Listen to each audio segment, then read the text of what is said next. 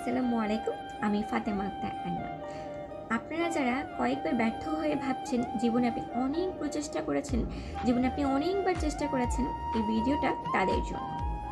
Thomas এডিসনকে আমরা সবাই চিনি, যিনি বৈদ্যুতিক বাতি আবিষ্কার করেছিলেন, যার ফলে আমরা রাতের অন্ধকারেও নিজেকে আলোকিতভাবে দেখি। উনি প্রায় 1000-এরও বেশি বার চেষ্টা করার ফলে বৈদ্যুতিক বাতি আবিষ্কার করতে পেরেছিলেন। একবার এক সাংবাদিক তাকে জিজ্ঞেস করছিল, এমন কি হয়েছিল যার কারণে আপনি এতবার ব্যর্থ হওয়ার পরেও চেষ্টা চালিয়ে গেছেন। তিনি একটু হাসল এবং হেসে বলল, আমি আসলে 1000 বার ব্যর্থ হইনি।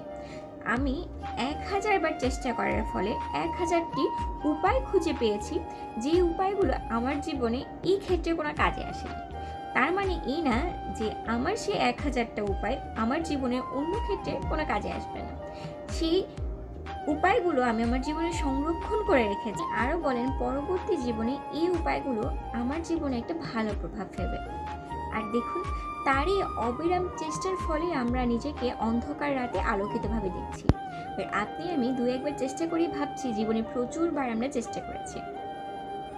এই গল্পটা বলার একটাই উদ্দেশ্য, জীবনে একবার হেরে গেলে কখনোই থমকে যাওয়া যাবে না। 2বার হেরে গেলে আপনার মনে রাখতে হবে আপনাকে আরও 98 বার হাঁটতে হবে। আর আপনি যদি এভাবে হাঁটতে হাঁটতে হাঁটতে হাঁটতে নিজে অনেক কিছু শিখে যান, তবেই আপনি আপনার জীবনের সফলতাটাকে দেখতে পাবেন। ব্যর্থতার মানে এই না যে আপনি সব কিছু হেরে গেলেন, সব কিছু থেকে অনেক পিছনে চলে আসলেন।